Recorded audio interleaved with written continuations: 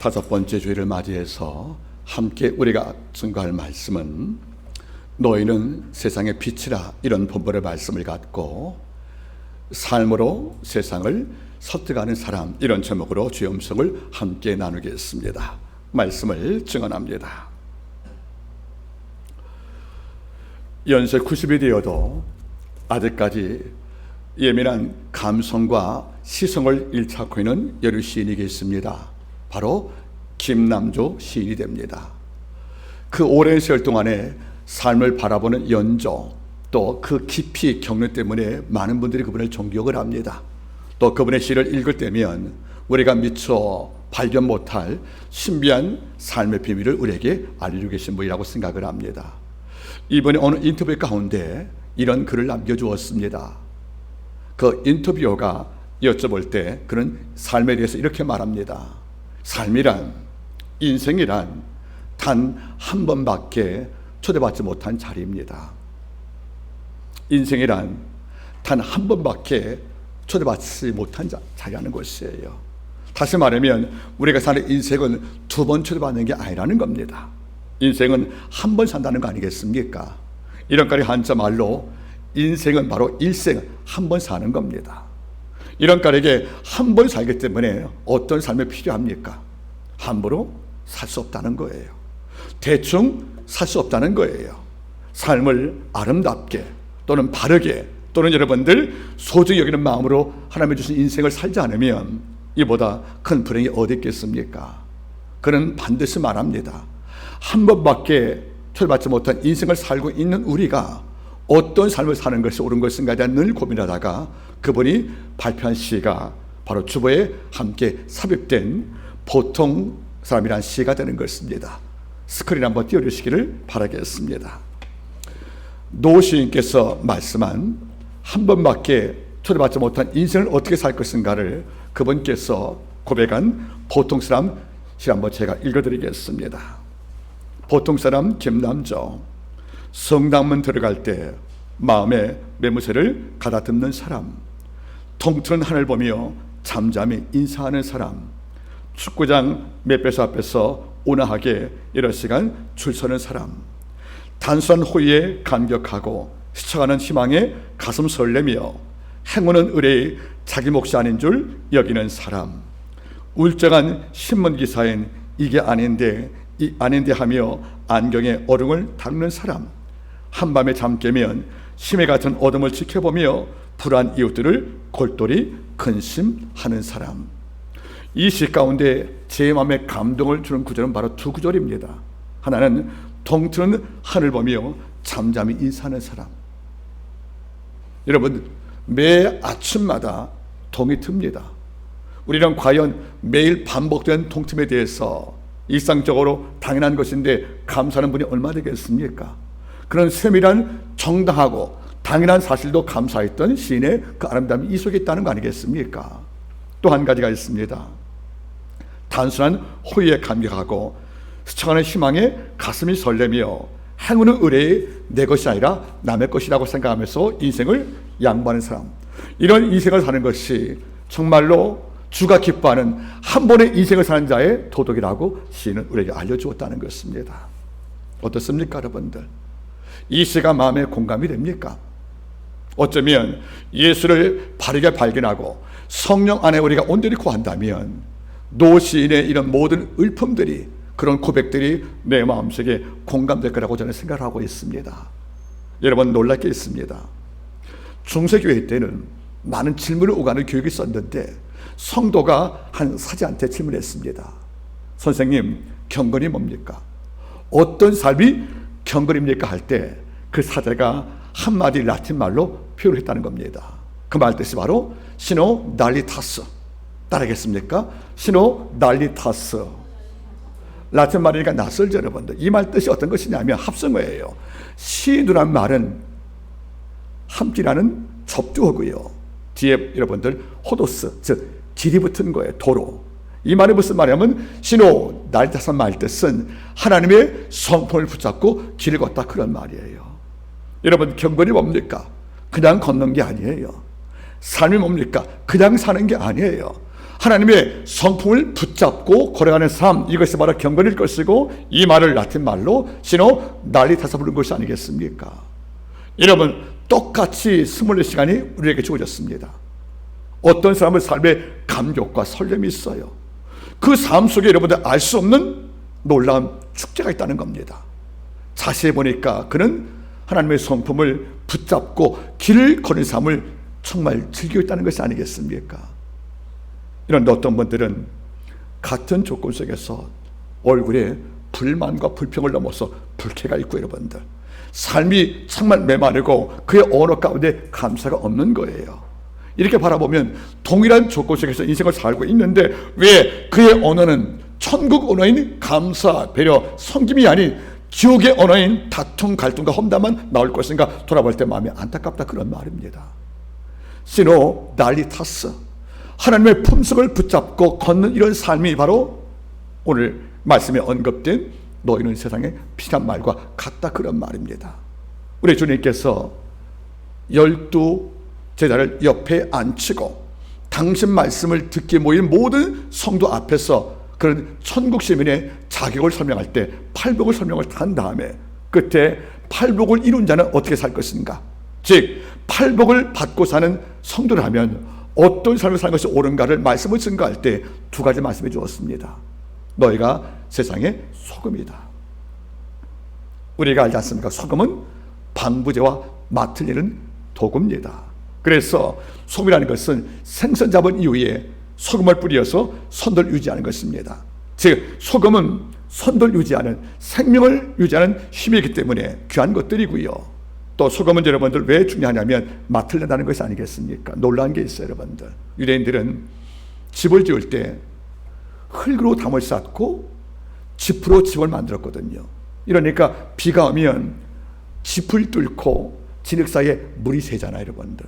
이러니까 집안에서 비 올 때가 물이 떨어지면 난리가 나니까 그들은 짚을 놓은 이 밑에 얇은 천을 깔아서 이 위에 소금을 뿌리는 거예요. 그러면 소금이 지붕 위에 천장에 있으면 짚을 뚫고 내려왔던 모든 빗줄기들이 소금에 흡수가 되어서 방 아래 물이 내려오지 않거든요. 이러니까 소금이라는 것은 물기를 말려주어서 생기를 보존케 하는 놀라운 것이기 때문에 소금, 헬라말로 할라스입니다. 그래서 그들은 음식에 맛을 내는 소금, 그리고 여러분들 생명의 선도를 유지하는 소금, 그리고 물을 잘 흡수해서 우리 방 안에 평안 유지하는 소금이기 때문에 할라스, 그러면 바로 소금이란 말은 꼭 필요한 존재라고 평가했다는 거예요. 그러니까 주는 말씀했습니다. 너희가 소금을 알지 않느냐? 소금은 꼭 필요하다. 이러니까 팔복의 은총을 받은 성도라면 이 땅을 살 때 모든 자에게 필요한 존재가 되는 말씀을 먼저 언급을 합니다. 그 이후에 또 말씀하십니다. 소금을 넘어 빛이 되거라. 소금이 약간 수동적인, 즉 저항을 막고 악을 막는 수동적인 평가라면 빛은 어둠을 찾아간단 말이에요. 능동적 삶을 말하는 것입니다. 바꿔 말하면 소금의 삶은 악을 조심하고 경계하고 남에게 유익을 주는 이런 것을 의미하지만 빛은 여러분들 전투적이란 말이에요. 아무리 어두워도 빛은 찾아갑니다. 그리고 어둠과 타협하지 않고 어둠 자체를 도멸시켜버리거든요. 이러니까 소금이 수동적인 경건이라면 빛은 어둠과 불의와 악과 다투어 그를 끝을 보는, 그리고 이 땅에 추방을 시키는 적극적 삶을 의미한다고 생각합니다. 오늘 찬양대가 빛들 하시면 찬양을 드렸습니다. 보리바스과 개를 같이 합니다, 여러분. 그러면 너희는 세상의 소금이다, 이런 말씀을 놓고 어떤 삶을 사는 것이 바로 소금의 삶을 넘어서 빛의 삶인지 하나님의 말씀을 통하여 함께 증명되기를 소원합니다. 먼저 말씀 바라보겠습니까? 14절, 너희는 세상의 빛이라 사는 동네를 섬기우지 못할 것이며. 여러분 잘 보겠습니까? 전 이 본문을 읽을 때마다 가슴에 참 설레고 두려움이 있습니다. 너희가 세상의 빛이라는 거예요. 이런 문장을 잘 보세요. 빛이란 말은 무슨 말인지 아십니까? 원래 요한복음 9장 5절 말씀에 주께서 말씀해 주었습니다. 나는, 즉 내가 세상에 있을 때 나는 세상의 빛이라고 했어요. 그럼 여러분들 세상의 참빛은 누굽니까? 여러분들 예수님이시거든요. 요한복음 1장도 말씀하는 거예요. 세례 요한이 나는 빛이 아니고 예수가 참빛이라고요. 예수님이 어둠을 지배하고 어둠을 추방시키고 생명을 낳는 빛이신데, 빛이신 예수께서 빛의 사역을 우리한테 위임해 주었다는 거예요. 이젠 너도 빛이라는 거예요. 여러분, 두렵지 않습니까? 빛이신 예수께서 우리한테 너도 빛이라는 거예요. 이 말은 엄청난 거룩한 부담이 있습니다. 이런데 부담을 넘었으면 이런 특권이 없다는 것이 아니겠습니까? 어둠을 제거하고 악과 싸우는 주님이신데 이런 삶을 우리한테 위임해 주셨다는 거 아니겠어요? 이러니까 하는 말이 뭡니까? 너희가 세상의 빛이라는 거예요. 순간 우리는 호흡이 멈출 만큼 두렵습니다. 하나님, 저를 빛으로 임명해 주었습니까? 빛으로 위임을 했습니까는 이 두려움이 있다는 것이 아니겠습니까, 여러분들? 그런데 놀란 게 있어요.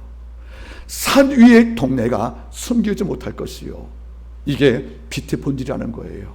무슨 말입니까? 여러분, 산 위의 동네는 산 꼭대기는 집을 말하는 거예요. 그죠, 여러분들? 마을. 그러면 아무리 멀어도 산 위의 동네가 보입니까? 안 보입니까? 보인다는 거죠, 여러분들. 산 위에 있으니까. 여러분, 집이 골목뒤에 있다면, 만약에 언덕 아래에 있다면 멀리서 그 집이 보이지 않을 것입니다. 이런데 산 꼭대기에 집이 있다면 가까운 곳이건 멀리는 모든 자가 다 보일 수 있다는 말은 무슨 말입니까? 첫 번째 교훈입니다. 빛으로 위임 말은 그리스도인이 어떤 존재냐?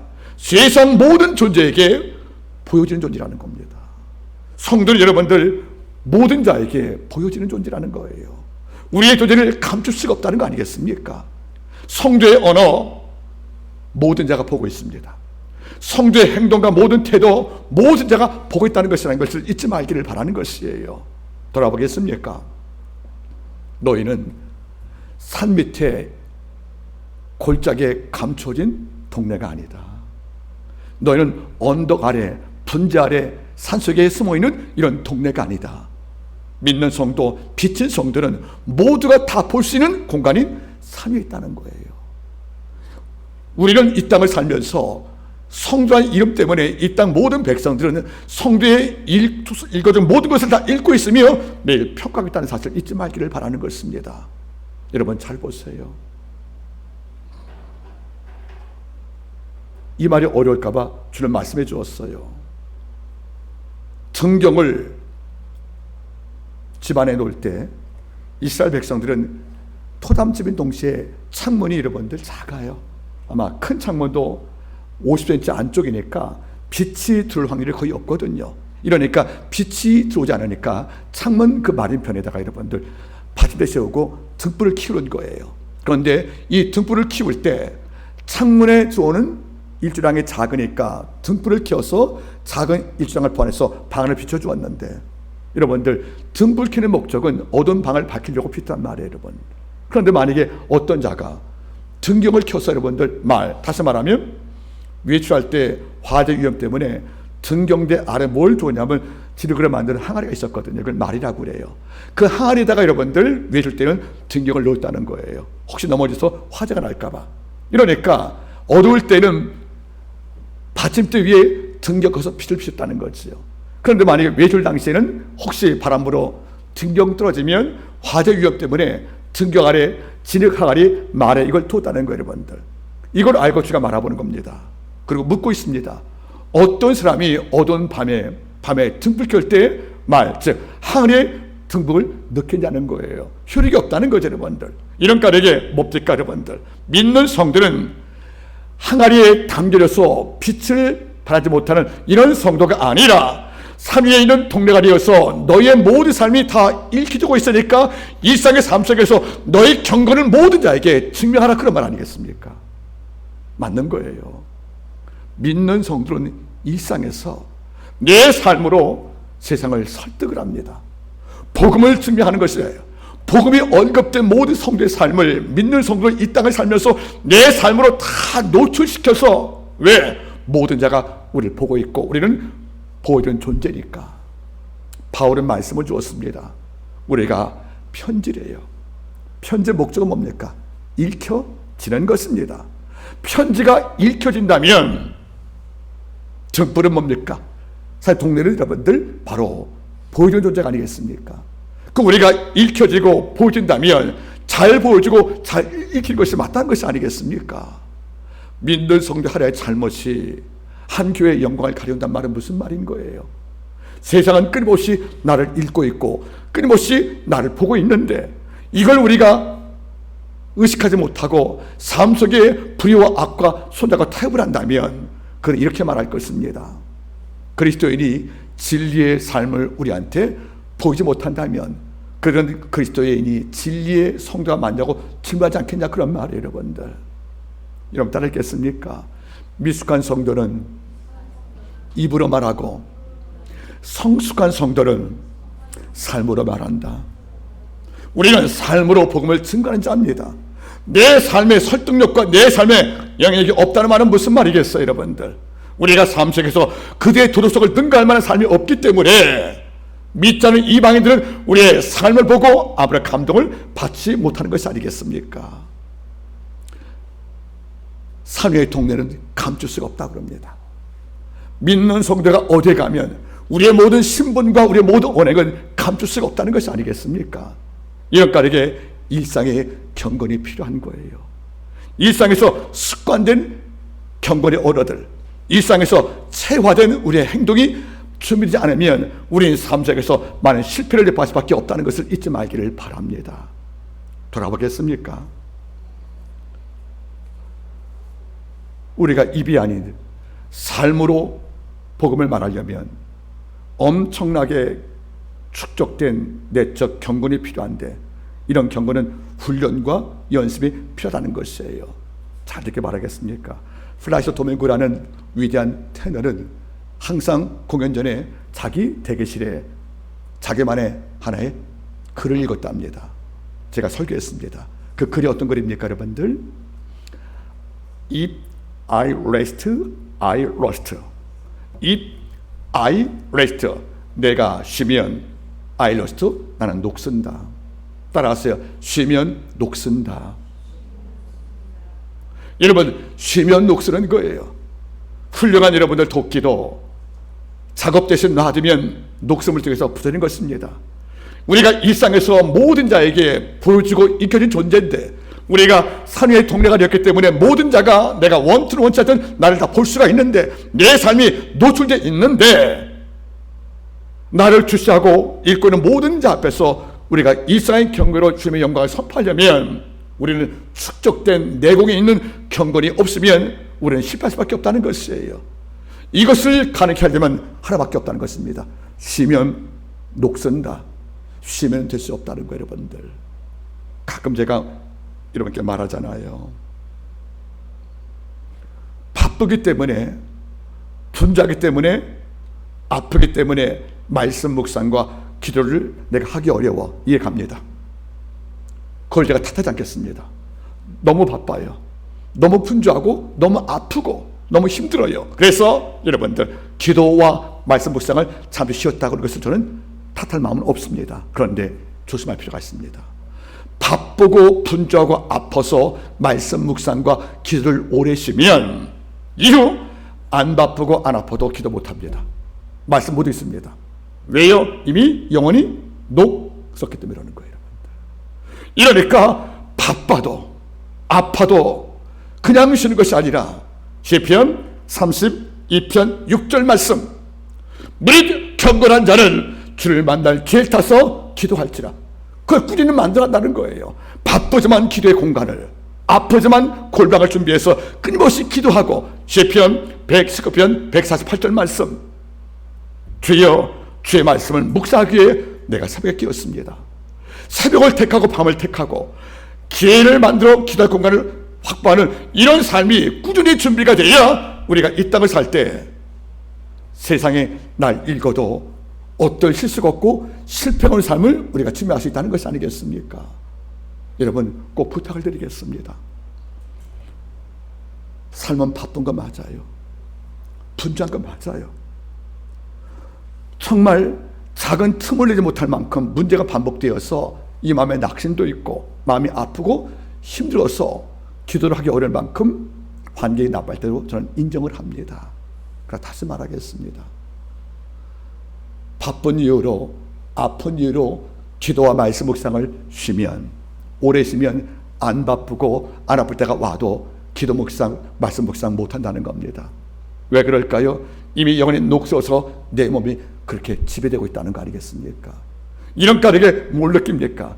일상의 경건 연습들, 즉 조금 더 말씀을 삼하겠다는 열정으로 몸부림을 치고 내가 기도 없이 살 수 없다는 그 엄청난 대명제 앞에서 엎드려서 하나님께 기도할 공간, 시간, 그리고 우리의 모든 고통을 끌어안면서 하나님께 나오는 이런 것들을 확보하는 노력과 수고름이 함께 있지 않는다면 우리는 매 순간 보여주고 읽혀질 때에 그 목적을 다할 수가 없는 것이 아니겠습니까? 창세기 23장은 사라가 죽은 이후에 아브라함이 사라의 매장지를 사는 그런 장면이 기록이 되어 있습니다.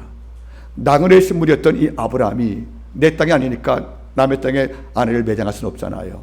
그래서 해쪽 속을 찾아갑니다. 가서 은 400을 주고 그 땅을 사서 거기에 막벨라굴에 아내를 매장하기 위해서 거래할 때 첫 장면이 나오는 거예요. 아브라함이 해쪽 속을 찾아가서 인사하고 내 아내 매장지를 위해서 내가 땅을 거래할 터이니까 땅 좀 주십시오 하고 인사할 때 해쪽 속에 뭘 하는지 아십니까?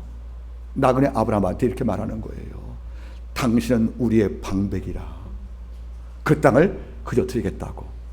물론 아브라함은 땅을 거저받지 않고 정시로 거래합니다. 그런데 해쪽 속인 원주민이 나그네 아브라함을 뭐라 불러요? 당신은 우리 가운데 방백이라는 거예요. 이런 방백은 두 가지 기능이에요. 군사력을 가진 장군 또는 재판관이라는 뜻이에요. 그러면 그 땅의 원주민인 이 해족속들이 나그네고 이방인 아브라함의 눈치를 봤다는 거예요. 왠지 아십니까? 그는 오라. 이러니까 아브라함이 나쁘다 그러면 우리가 나쁜 거야. 우리의 모든 행동을 다 평가할 수 있는 도덕성이 있다고 생각했던 아브라함한테 그는 뭐라 불렀습니까? 방백이라고. 여러분, 아브라함은 나그네를 살기 때문에 그 마을의 여러분들 그냥 지나가는 이방인이에요. 대충 살 수 있는 것이고, 여러분들 남의 땅에 얹혀 사는 것이니까 그 자존감이 없을 터인데 얼마나 철저했으면 해쪽 속에 아브라함의 삶을 다 지켜보고 읽어보니까 그건 우리가 다른 것이에요. 우리가 아무리 이 땅에 주일 줄 몰라도 이 땅에서 우리의 감동을 주고 우리에게 잘못을 지적해줄 이런 도덕성을 갖춘 인물이 바로 아브라함이 생각을 했기 때문에 방백이라 부른 것이 아니겠습니까? 여러분은 직장 가서 그들 모두에게 방백의 위치에 서봤습니까? 모두가 다 옳다 해도 아니야. 그분께 여쭤보자. 그분이 옳다고 말해야 아마 옳지 몰라. 왜? 그분은 하나님의 사는 백성이기 때문에 그 판단은 깨끗하고 거룩해. 우리가 어떤 장소에 가든 내가 나그네인데 원추일에게 방백이라는 존칭을 받고 그들이 오히려 내 말과 모든 판단에 복종하는 이런 위치에 올라가는 것은 쉽지가 않다는 것이 아니겠습니까? 쉬면 녹슬은 거예요. 어떤 경우든지 경건의 일을 위해서는 휴식은 있을지 몰라도 오래 쉬면 여건 좋아져도 기도와 말씀과 예배 삶이 내가 낯설고 싫다는 것을 우리가 안다면 오늘 말씀대로 우리는 너희는 삼위의 동네다. 이러니까 섬기지 못할 것이요. 너희가 이 땅을 살 때 아무리 감추어도 네 성대 모든 삶은 모든 자에게 노출되어 있고 판단받고 있지 않느냐. 이것을 주께서 말씀해 주었다면 이 문제는 우리한테 굉장히 중요한 문제라고 생각하는 것이 아니겠습니까? 여러분 돌아보세요. 가끔 저는 몇 번 언급하지만은 여러분이 주 앞에 나와 대예배 때 기도를 맡을 때에 기도할 때 준비했던 모든 기도의 언어보다 일상의 시장에서 물건 살 때 언어가 더 거룩하기를 바랍니다. 기도할 때 언어는 정돈되어지고 말을 거룩히 해서 이 말에 흠잡을 수 없을 만큼 아주 탁월한데 그들이 물건 거래할 때 약간 마음 상하면 식당 가서 음식 먹을 때 뭔가 마음에 안 들면 섬기는 모든 그분들께 험한 말로 우리가 표정을 굳게 하고 감정을 노출시켜서 상처를 오가는 삶을 살고 있다면 주는 말씀해 주었다는 거지요. 그대가 음식을 먹고 나간 이후에 그대가 물건을 사고 나간 이후에 물건을 팔고 음식을 서빙했던 그들이 당신 뒤에다가 이런 말을 남길 필요가 있다는 거죠. 어떤 말을? 저러고도 교회 나가는 사람이구나. 저분이 성도라며 저런 분이 진리의 복음을 믿으라고 우리한테 전도하는 분이라며, 당신과 내가 별 차이가 없는데, 당신과 나 사이에 특별한 걸 감동받지 못했는데, 당신 믿고 선포하는 모든 것이 정말 진리였다면 당신은 진리의 얼굴을 가지 못했으니까 당신의 삶을 내가 인정할 수 있겠냐고 말하지 않겠습니까? 이게 바로 위선인 것입니다. 여러분, 다시 말합니다. 우리는 어떤 공간과 어떤 장소에 가도 우리는 보여주고 있습니다. 이런 까닭에 상과 조사할 필요가 있다는 것이 아니겠습니까? 아까 시인의 말을 좀 바라보세요. 보통 사람의 세 번째 시의 예를 바라볼까요? 축구장 몇 배수 앞에서 온화하게 이런 시간을 줄 서는 사람. 상구장에서 여러분들, 만약에 브라질의 명문인 포르투갈의 벤피카 왔다든지 이런 팀이 왔을 경우에 표를 구매하려고 여러분들 상황구장에 몇 배수에 가면 줄이 1000m가 넘습니다. 도착해서 여러분들, 그리스도 없는 사람들은 안표를 사고 또 세척을 해서 앞으로 가지 않겠습니까? 이런데 시인이 말했던 이상적인 사람은 뭡니까 여러분들?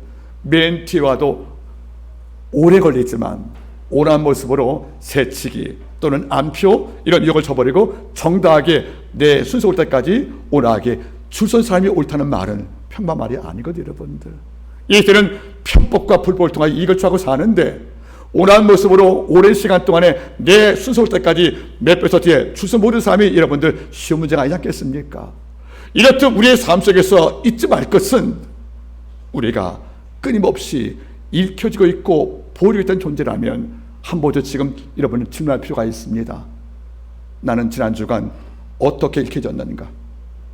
지난 주간 나는 어떻게 삶을 그들에게 보여주었는가? 감동을 주었는가? 감탄을 주었는가? 그리고 경탄 주었는가? 이걸 돌아본다면 한 주간 모든 삶의 승리와 패배가 결정됐다는 것을 우리가 알 수가 있다, 그런 말입니다. 이제 좀 더 깊이 들어갑니다. 이제 주께서 말씀을 이어가십니다. 5장 함께 보겠습니까? 너희는 세상의 빛이라. 산의 동네가 숨기지 못할 것이다. 이런 까닭에 사람이 등불을 켜서 말, 즉 항아리 아래 두지 않는다. 등경 위에 두는 이유가 있다. 이것은 저와 모두를 비추게 하려고. 이렇다면 너희가 등경 위의 성도라면 16절 이같이 너희 빛을 사람 앞에 비추게 하여 저희로 너희의 착한 행실을 보고 하늘에 계신 너희 아버지께 영광을 돌리게 하라. 여기서 주는 말씀해 주었습니다. 너희가 정말로 세상을 빛을 비추고 나에게 부심을 입었으면 아버지가 이제는 당위성을 설명합니다. 너희의 착한 행실을 남에게 보이라는 거예요. 이제는 착한 행실을 보이게 하사 저희로 너의 착한 행실을 보고 나서 하늘에 계신 너희 아버지께 영광을 돌리라는 말씀이 바로 주의 말씀의 교훈이 되는 것입니다. 우리 주목할 필요가 있습니다. 착한 행실을 보이라는 거예요. 여러분, 나이가 들어보니까 똑똑한 행실을 보이는 것은 어렵지가 않아요. 공부하면 되니까. 똑똑한 행실을 남에게 보이는 것은 어렵지 않고 멋 있는 행실을 남에게 보이는 것도 어렵지 않아요. 여러분들, 돈 있으면 여러분들 한번 여쭤볼게요. 얼마나 돈이 많이 있으면 1억짜리 시계를 차고 다닐까? 여러분, 시계라는 것은 시간을 보는 거잖아요. 1억짜리 시계를 차고 또 어린 트로트 가수 아이가 5천만 시계를 차고 고등학교 입학식을 하고 3천만 원 가까이의 헐리 데이비슨 오토바이라든가 1,000만 원이 넘는 MT 라이더의 자전거를 타는 사람들, 물론 이유가 있습니다. 그런데 그렇게 준비할 때 뭘 있잖아요. 내가 없는 많은 것을 누리고 살면 부럽잖아요, 여러분들. 그래요. 이런 모습은 돈 있으면 됩니다. 옳다 그달 떠나서 돈 있으면 모든 거 연출 가능하다는 거예요, 여러분들. 그러니까 많이 배웠으면 똑똑한 모습 보이는 거 가능하다는 것입니다. 이런데 안 되는 게 있어요. 착한 행실을 보이는 것은 돈과 학문이 되는 것이 아니라는 겁니다. 이것은 우리 안에 하나님의 영이 온전히 임해서 주의 말씀과 성령의 도심이 함께 결합이 되어서 내 삶을 끝까지 끝까지 끌어가는 이런 영적인 준비가 안 되면 착한 행실을 보일 수 없다는 겁니다. 착한 행실은 예수와 이른바 시노다리타스 함께 걷는 사람, 주의 성품을 끌어안고 아버지 하나님이여, 성령 열매가 내 삶에 맺지 못하면 저는 마트의 소금인데 이런 삶을 살 수 없다고 때론 가슴을 치기도 하고, 밤을 새어가며 엎드려 기다려 3일처럼 통과하는 이런 영적 결산 이후에 주어진 선물이기 때문에 착한 행실은 그냥 보이는 게 아니라는 거예요. 저는 착한 자가 좋습니다. 성격과 영의 질이 선한 자가 참 좋습니다. 헬라 말로 착한 말이 단어가 두 가지가 있어요. 따라할까요, 여러분들? 첫째는 아가도스, 이건 모양이 예쁘다는 거예요. 근데 두 번째가 여러분들 따라할까요? 칼로스, 이것은 내면도 매력있단 말이거든요. 여러분들, 그래서 주는 말씀하는 것입니다. 너희의 착한이란 말은 무슨 말이에요?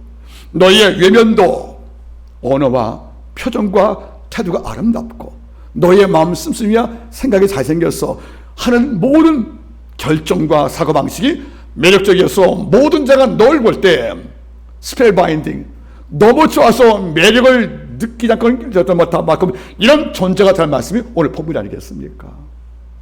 여러분 잘 보시겠습니까?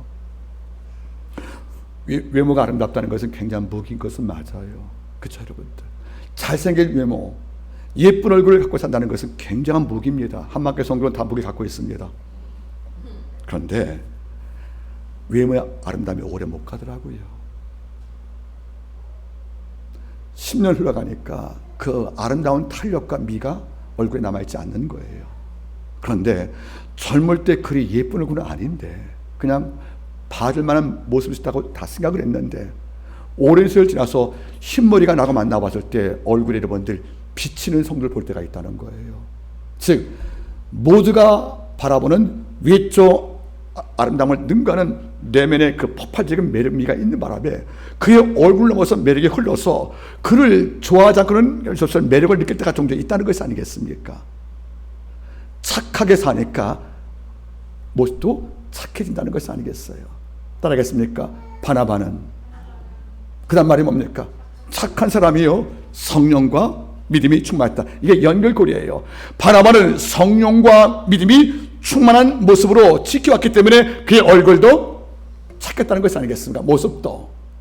끝까지 복음 붙잡았던 스테반은 죽을 때 얼굴이 천사와 같다고 그랬습니다. 우리는 천사 얼굴을 못 가져 여러분. 하지만 천사를 닮았단 말은 무슨 말이겠습니까? 눈매와 입술과 듣는 것 말하는 모든 것이 선과 결합을 했기 때문에 얼굴 자체에 뭘 느꼈냐면 삶 속에 착함을 느꼈다는 것이 아니겠습니까? 이것을 보여주란 말입니다. 예수가 만든 내적인 선함들, 성령이 창조했던 내 모습의 오라함들, 이걸 보여줄 때 진정 좋은 것이 아니겠습니까? 슈필 아르티제가 쓴 글 가운데 이런 글이 있습니다. 나는 눈매가 선하고 착한 자를 보고 싶다고. 눈매가 선하고 부드러운 사람들.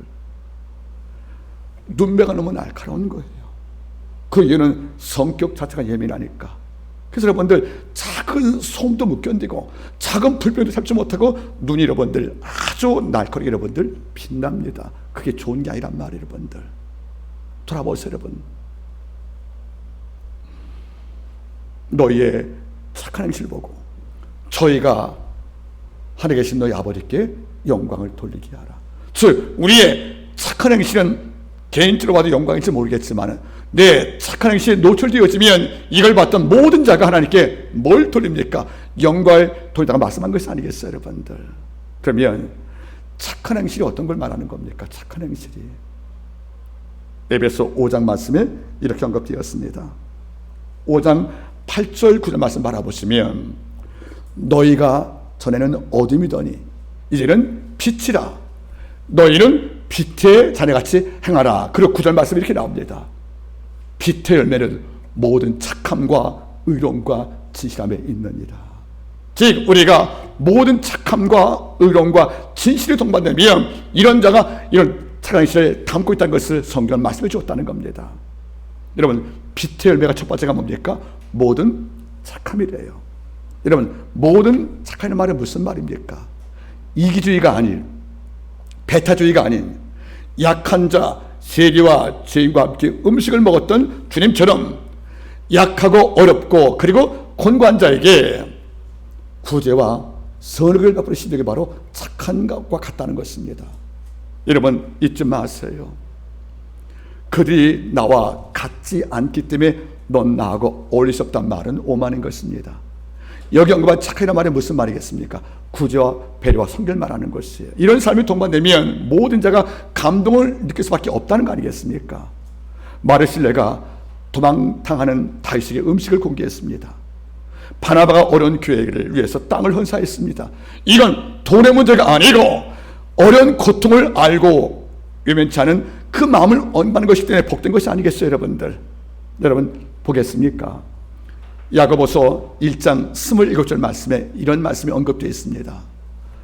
하나님의 아버지 앞에서 정결하고 더러움이 없는 경건은 곧 고아와 과부를 모두 환난 가운데 돌보는 것이며 또 자기를 지켜 세속에 물들지 않게 하는 것이라는 거예요. 경건 그러면 나만 지키는 것이 아니라 환난 중에 있는 고아 과부를 돌보는 것들, 그 돌보란 말은 무슨 말이겠습니까? 양식을 주고 옷을 입혀드리고 그의 마음을 위로하는 이런 구제와 섬김이 동반될 경우에 저는 말씀하는 것이 아니겠습니까? 이것이 바로 착한 삶이요 건강이라는 거예요, 여러분들. 세상은 경제 논리예요. 내가 남을 도울 때 도와줄 조건이 된 자에게 도와줍니다. 이게 보험을 드는 것이니까. 우리는 그런 관점이 아닌 거예요. 내 받은 복은 내가 갖고 있는 모든 복 가운데 일부는 이웃의 몫이니까 기꺼이 띄워주는 것이 아니겠어요, 여러분들? 다시 말하면 무슨 말이겠습니까? 우리가 구제와 섬김과 배려 같은 이런 영적 나눔을 통해서 물질의 공급을 통해서 예수 도와주면 주는 말씀하는 것입니다. 네가 바로 빛의 열매를 착한 행실을 맺었다는 거 아니겠습니까? 전 여러분이 많은 복을 받아서 이웃에게 복을 분배하는 통로가 되기를 바랍니다. 마리는 파이가 있을 경우에 마린 여러분들 스파게티가 주어지고 또는 피자가 왔을 경우에 이걸 잘라서 손주와 사에게 먹이는 이런 노부의 마음처럼 우리가 나눔의 즐거움이 있기를 간절히 바라겠습니다. 두 번째가 뭐죠, 여러분들? 모든 착함과 의로움이 있다는 거예요. 의로의 말이 무슨 말입니까, 여러분들? 불의와 타협하지 않고 있다는 거예요. 무엇이 착합니까? 악과 쉽게 손잡지 않고 악의 동의대해서 악한 거로 우리가 살지 않고, 즉 믿는 성도가 뭡니까, 여러분들? 믿는 성도는 악에 서툴고 선에 강한 자예요. 그러니까 우리가 뭡니까? 의롭다는 말이 무슨 말입니까? 이분은 선에 강해. 그리고 악에도 서툴하기는, 즉 죄에 짓는 일을 서툴고 남을 살리는 선은 강한 것이 뭡니까? 경건이 아니겠어요, 여러분들? 오늘 보세요, 여러분들. 의로움이 있다는 거예요. 우리가 이 땅에 살 때 그의 말은 오라. 그는 결코 불법 편법을 통하여 개인의 이익을 위해서 남의 걸 갈취하고 편차하지 않아. 이런 평가를 줄망고 살아온다는 것은 굉장히 복된 것이 아니겠습니까? 저는 그래요, 여러분들. 요즘 산에 가면 반려견 데리고 산책을 많이 하죠, 여러분들. 근데 반려견도 두 가지가 있어요. 어떤 반려견은 그냥 놔둬도 잘 커요. 근데 어떤 반려견은 손이 닿지 않으면 잘 안 자라고 자꾸 낑낑댑니다, 여러분들. 하나님도 마찬가지인 거예요. 성령을 보서 구원받은 성도가 빗대어서 이 땅을 살 때, 주께서 바라볼 때 놔둬도 선을 베풀고 의로운 성도를 종종 볼 때 아버지 기뻐하지 않겠습니까? 이런데 손이 많이 닿는 개가 있단 말이에요. 이런 강아지들이. 그러면 주인은 곁을 못 들어가는 거예요. 하다못해 마트도 못 갑니다. 그걸 못 참아서 아이가 그가 낑낑대니까, 여러분들. 마찬가지인 거예요, 여러분들. 아버지의 은총을 입은 우리는 손이 덜 가도 잘 커서 이 땅에서 빗대어서 우리의 착한 행실을 증명하는 이런 성도가 되면 아버지가 기뻐하지 않겠습니까, 여러분들? 모든 착함, 곧 구제와 섬김, 나눔이 있기를 바라고요. 의로움들, 우리의 삶 속에 악에 정말 서툰 거예요. 거짓말 한 번 하려면 땀이 나는 거예요. 게으르고 나태한 것을 못 견뎌서 여러분들 마음이 아프고 상처가 오는 거예요, 여러분들. 그리고 이웃의 어려움을 보고도 내가 돕지 못하면 내 마음속에 여러분들 병이 나는 거예요, 여러분들. 그게 어찌 보면 민감하다 할지 모르겠지만 성령 바른 백성은 그럴 수밖에 없다는 것이 아니겠습니까? 의로움이 빛을 내고 이것이 착한 일이라는 것을 잊지 않기를 바라겠습니다. 세 번째가 진실함에 있느니라. 말에 그리셨다는 거예요. 이것은 법된 용어입니다. 우리가 법정에서 우리의 증인의 말 하나가 피고의 유무죄를 결정하는 거예요. 이러니까 법정에서의 증인의 말은 선서까지 하는 이유가 네 말의 책임이라는 것이 아니겠습니까? 그래서 여러분들, 여기 진실한 말이 뭐예요? 네가 일상에서 사업을 하든 대화를 하든 그리고 어떤 일과 함께 모였을 경우에 네 말에 거짓이 없길 바란다는 거 아니겠어요, 여러분들? 그래서 거짓을 몰래로 얻어가실 경우에 하나님은 이걸 착한 일을 보는 것이고, 이걸 바라볼 때 모든 자가 하나님께 영광을 드리는 것이 아니겠습니까? 한번 좀 확대해 보겠습니까? 말의 진실은 몇 단계가 있는 거예요. 에베소 4장 말씀은 말에 대한 교훈이 참 많거든요. 먼저 4장 29절 말씀, 이런 말씀입니다. 너희는 거짓을 버리고 각각 이웃과 더불어 참된 것을 말하며. 거짓 버리는 것이 진실한 말이 4장 29절 말씀이 나오고, 여러분들 또 4장 29절 말씀 알아보시면 무릇 음행과 더러운 말은 너 입 밖에도 내지 말고. 다음에 31절 말은 무슨 말입니까? 더러운 것은 이름도 부르지 말고. 그러면 말의 교훈이 반복되는데 어떤 말이에요? 거짓말 하지 마라, 더러운 말 하지 말라는 것이 아니겠습니까? 그럼 이게 무슨 말인 거예요? 우리가 이 땅에서 착한 행실로 진실을 증명하려면 말의 문제가 중요한데, 우리 말 속에서 거짓이 없고, 여러분들 자기 자랑이 없고 험담이 없고, 그래서 바로 고백처럼 덕을 소용되는 대로 선한 말하여 듣는 자에게 은혜 끼치는 이런 말이 돼서 그의 언어가 보증이 되면 모든 자가 우리를 바라보고 하나님께 영광밖에 없다는 것을 오늘 말씀한 것이 아니겠습니까?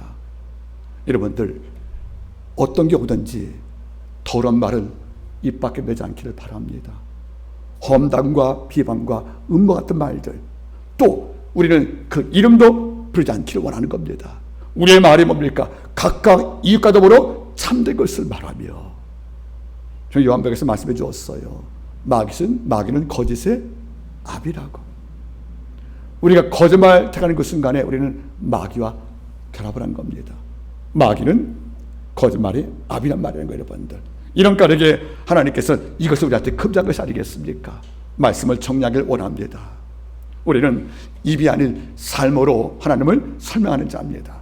우리는 다시 말하면 삶으로 이 땅을 설정한 존재가 바로 성도입니다. 그 역할은 바로 소금과 빛이 하는 것입니다. 오늘 빛을 바라봤습니다. 여러분들, 우리는 모든 자 앞에서 매일매일 노출되어서 모든 자가 우리를 바라보고 있습니다. 그러니까 일상의 경고 속에서 하나님 앞에서 여러분들 묵상과 말씀을 통하여 정의 훈련이 충만되어서 순간순간 주어진 모든 삶 속에서 아버지의 영광이 증명되기를 바랍니다. 그런데 그런 착한 행실은 바로 어떤 것입니까? 바로 빛의 열매를 맺는 것입니다. 모든 착함과 의로움과 진실입니다. 바꿔 말하면 모든 착함, 마음으로는 구제와 배품들, 의로움, 행동으로는 불의와 싸우고 선을 추구하는 것들, 그리고 언어의 문제를 거짓과 내 자랑과 험담과 이간질이 없는 이런 말이 장착이 되면 이게 바로 빛의 자녀가 된 것이고, 이런 자가 이 땅에서 삶으로 세상을 설득하는 빛의 삶을 감당한 제자가 되는 것입니다. 말씀을 맺겠습니다.